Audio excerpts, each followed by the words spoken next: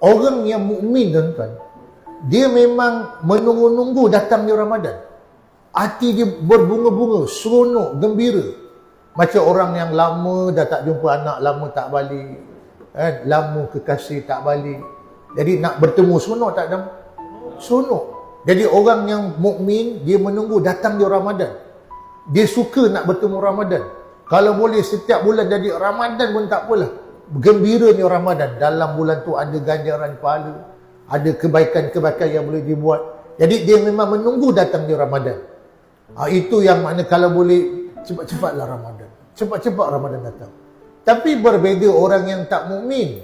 Orang yang tak mukmin, iman tak kuat, dia tak berapa gembira Ramadan nak sampai.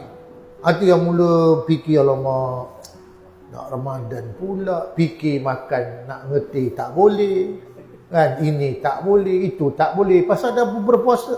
Itu yang muncul banyak-banyak alasan. Penyakit, gastrik, gas tak ada pun, trik yang banyak.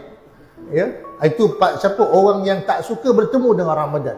Berbeza orang yang suka bertemu Ramadan.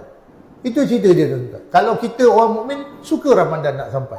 Kalau orang yang tak beriman, tak kuat, tak seronok Ramadan nak sampai. Itu yang banyak alasan tu.